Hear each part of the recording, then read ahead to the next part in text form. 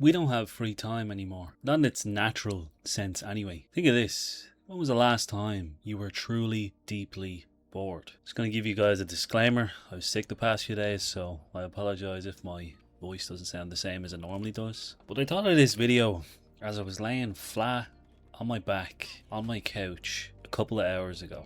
Just letting the leather cool the back of my neck as I had my blanket wrapped around it. And I was staring up at this sort of weird brownish water stain on the ceiling. Kind of looks like a boot, or maybe a really distorted, melted map of Florida.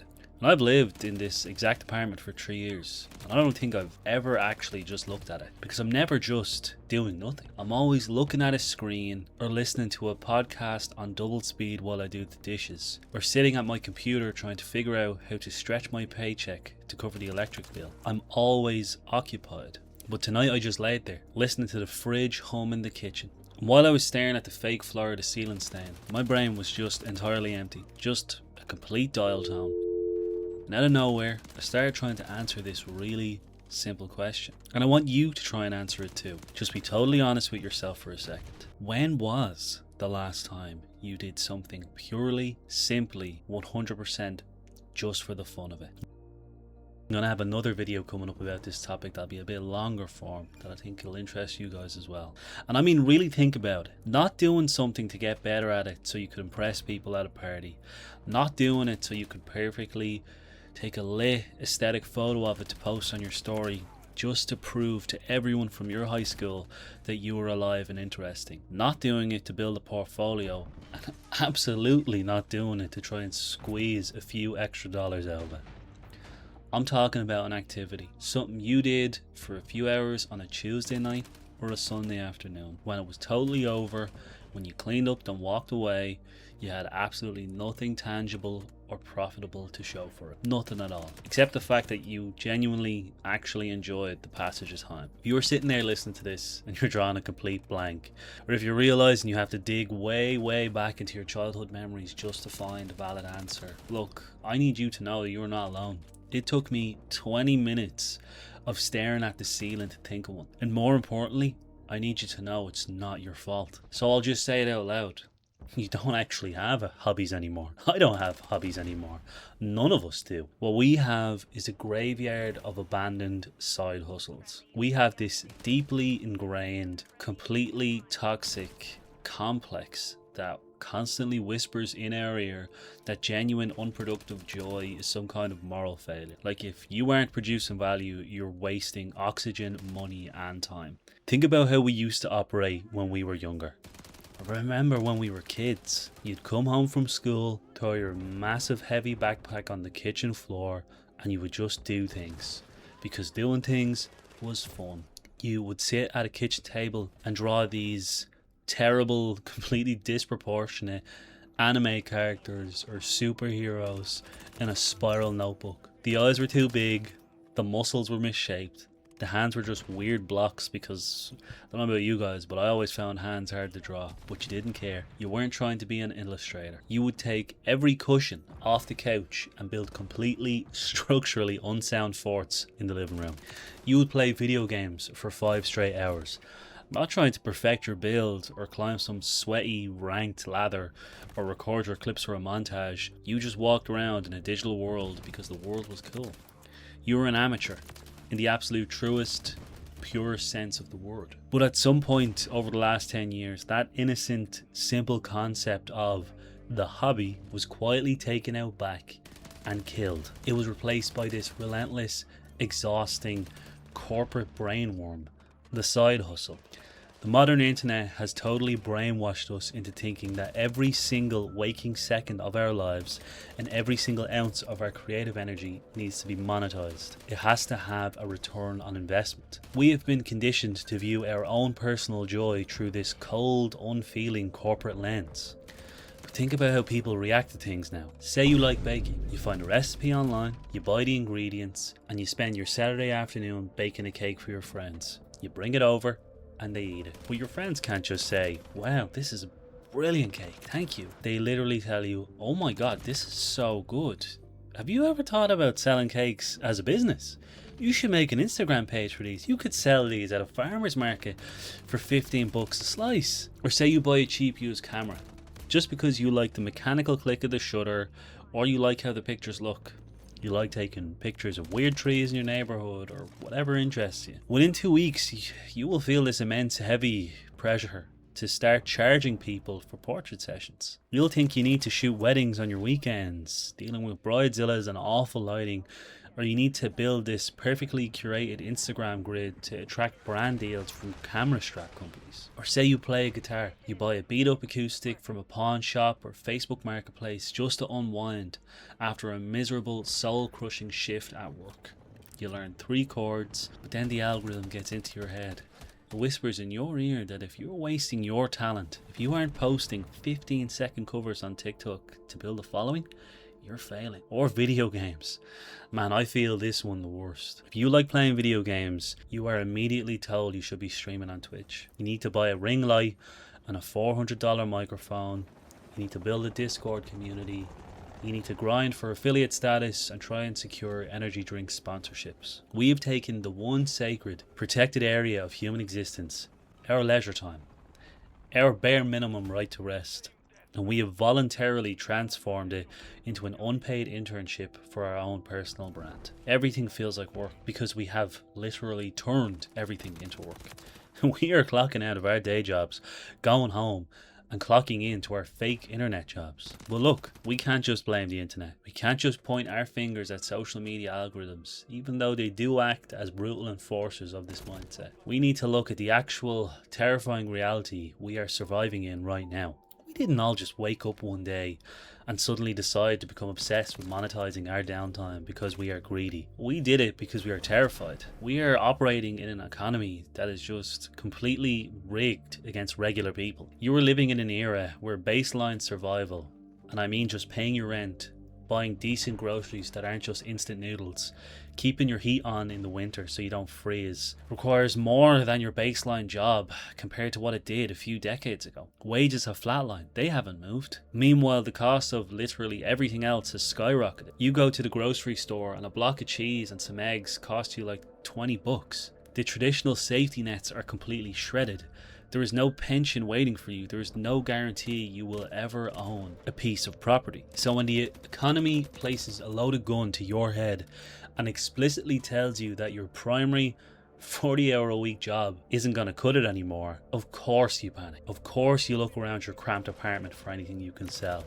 And if you don't have any physical assets, which most of us don't, you sell your time. You sell your talents, you sell your hobbies, you sell the things that make you human. And the hustle culture gurus online, you know the guys, the ones yelling at you from the front seat of leased luxury cars, wearing watches they can't afford, telling you to wake up at 4 a.m. and jump in an ice bath. They recognize this collective financial anxiety in all of us, and they weaponized it. They looked at a population that was severely underpaid, incredibly overworked, and totally desperate for a way out of the rat race, and they convinced us that the only way to survive was to commodify every single breath we take. They made us feel financially irresponsible just for sitting down. They convinced us that if we are sitting on the couch on a Sunday knitting a sweater and we aren't planning to list that sweater on Etsy for $50, we're leaving money on the table. We're losing the game. We're being lazy. It's a trap. It's a brilliant trap. It really is. Insidious and brilliant. Capitalism essentially just outsourced its own expansion directly into our CNS. We no longer need a boss breathing down our necks to exploit our labour. We happily, eagerly exploit ourselves in the name of the grind. But this is the miserable reality that the hustle bros never ever mention in their 30-second highlight reels. The exact moment you attach a price tag to your joy, it dies. It evaporates away. Let's do a little autopsy on how this actually plays out in real life, because I've seen it happen to so many people I know. Let's say you love woodworking. You love the smell of sawdust in the air. You love the physical feeling of running a piece of sandpaper over rough wood and making it smooth. You love the quiet, singular focus it requires. It is your ultimate escape from glowing screens and the endless, pointless emails of your 9-to-5 job. It's your sanctuary. But then that brain worm takes hold. You're looking at a cutting board you just made, and you think, maybe I could sell these. Just a few of them. Didn't take that long to do. I could just pay for my tools and my lumber. Just a little side hustle. Nothing crazy. And immediately, the entire psychological framework of the activity shifts. It is instant. You're no longer woodworking for the sake of woodworking. You are now running a small manufacturing business out of your garage. Suddenly, you aren't thinking about the beautiful grain of wood. You are thinking about profit margins. You are thinking about the cost of shipping materials, bubble wrap, packing tape, logistics. You now have to set up an Etsy store. You have to sit at a computer. The exact thing you were trying to escape and learn. Search engine optimization so your listings rank above the thousands of other cutting boards that are up online. You have to take professionally, brightly lit photos of the wood, and worst of all, you have to manage customer service. You have to reply to angry emails from a lady named Linda because the post office delayed her package by 2 days and she needs it for a wedding gift. What was once a total sanctuary of peace has been completely invaded by the exact same stressors you were trying to get away from in the first place. You took your one refuge, your one small source of pure, unadulterated dopamine, and you paved it over to build a digital strip mall. And eventually, you know what happens? You stop going out to the garage altogether. The tools gather dust. You stop woodworking. Not because you don't love the wood, but because you completely hate the business you attach to it. You work Monday to Friday, and you turned your fun time into work as well. We do this to ourselves over and over and over again.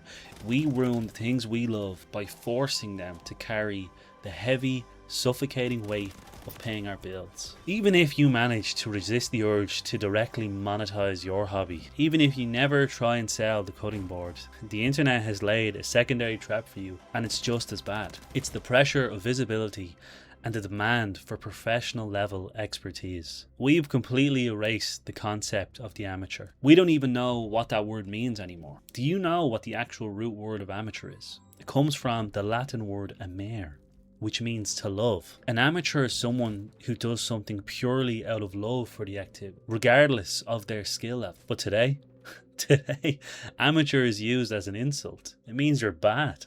It means you're a joke. The internet has destroyed our ability to be completely and comfortably mediocre. Because we are relentlessly bombarded with the top 0.001% of human talent on our feeds every single day, our baseline expectations for what a hobby should look like have been totally warped. If you decide you want to learn to paint, you go buy some cheap acrylics and a canvas. 20 years ago, you would just compare yourself to the other people in your local community centre art class. Maybe one person was pretty good, but everyone else was just smearing paint around and drinking wine. But now, you open your phone and the algorithm immediately feeds you hyper-realistic, mind-bending masterpieces created by 22-year-old prodigies in South Korea or Eastern Europe. So what happens? You look back down at your own canvas, your slightly muddy, poorly proportioned, weird-looking painting of a bowl of fruit, and instead of feeling proud that you actually spent 2 hours off your phone trying something new and exercising your brain, you feel embarrassed. You feel a deep, burning sense of shame. You think, what's the point? I'm bad at this. I'm fundamentally bad at this. I'm never gonna draw like that. What's the point of even doing this? We have been totally conditioned to believe that if we aren't immediately excellent at something, and if that excellence cannot be validated by an audience of thousands of strangers online, then the activity is invalid. It doesn't count. We treat our hobbies like they are competitive sports. If we aren't ranking up, if we aren't visibly progressing towards mastery every single week, we just uninstall the game. This fear of being bad, it keeps us paralyzed. It keeps us locked in this state of passive consumption instead of active creation. It's so much easier to sit on the couch and watch a 4-hour video essay about someone else doing a hobby than it is to actually pick up a tool and risk being terrible at it. We are so afraid of sucking that we just do nothing at all. How do we break it? How do we deprogram this exhausting brainwashing and actually reclaim our right to experience joy? I'm going to give you explicit, unsolicited, out loud permission right now to do something that is going to feel incredibly unnatural to your modern, stress-tested brain. You're allowed to suck. You're allowed to be crap at something. You're allowed to be even terrible. You need to aggressively deliberately pursue a hobby that you are fully bad at. And I need you to stubbornly refuse to ever try make money or actively pursue becoming the best at. Now, if that happens, that's brilliant. And improve over time, fantastic. But to solely focus on becoming the 0.001%, rather than enjoying a hobby for what it is, I want you to not do that. You need to build a massive, thick firewall between your leisure time and the economy. Go to a craft store and buy some cheap clay. Sit at your kitchen table and sculpt the ugliest, lopsided, heavy coffee mug the world has ever seen. The kind of mug that tips over if you pour coffee into it. Buy a used guitar with strings that are too high off the fretboard. Learn 3 chords and just play the metal rhythm in your bedroom with the door closed, making sure nobody can hear you. Open a blank Word document and write a terrible, embarrassing fantasy story. Make it entirely composed of terrible cliches and bad dialogue, and promise yourself, swear to yourself, that no human eyes will ever read it. Or boot up your video games like we used to do as kids. Pick a loadout you think is fun. Run the Dravec 45 in Black Ops 7 if you want. Play as a Splinter Cell class in your brain on Black Ops 2 that's back out on PS5 now. Play these games for fun. The goal is not to get better. The goal is not to produce a finished product that you can show off. The goal is simply to remind your exhausted nervous system what it feels like to engage in the pure, messy, unproductive act of being a human being. You have to actively rebel against the idea that your only value on this earth is your output. You're not a machine. You're not a brand. You're not a walking corporation with shareholders you need to appease. You're just a tired human like me, surviving in a very difficult, very loud, very demanding era of history. When that familiar voice creeps into your head, you know the one that sounds suspiciously like a finance podcaster wearing a gilet. The voice whispering that you should figure out how to monetize the little tomato garden you just planted on your balcony. I want you to cut that voice off. I want you to mentally tell it to shut up. Recognize it for exactly what it is. A virus. It's the programming of a system trying to squeeze every last drop of utility out of your soul. Reject it entirely. Protect your uselessness. Guard it like it's the most valuable thing you own, because right now, it kind of is. Your hobbies are not supposed to pay your rent. They never were. They're supposed to keep you sane while you figure out how to pay your rent. They're supposed to be the life raft that keeps you floating above the crushing daily reality of the rat race. If you were logging off a shift right now, or if you're lying on the floor, staring at a water stain on the ceiling, feeling that familiar heavy dread of a blank weekend stretching out in front of you, I want you to just take the pressure off. Stop looking for your next side hustle. Stop trying to find a way to make your free time productive. Just go do something utterly, beautifully pointless. Do it terribly. Make a mess. Do it with no audience. Do it purely because it makes the passage of time feel a little bit lighter in your chest. The game is exhausting enough as it is. Stop trying to turn your save room into another boss fight. Just let yourself live. Until the next one, see you then.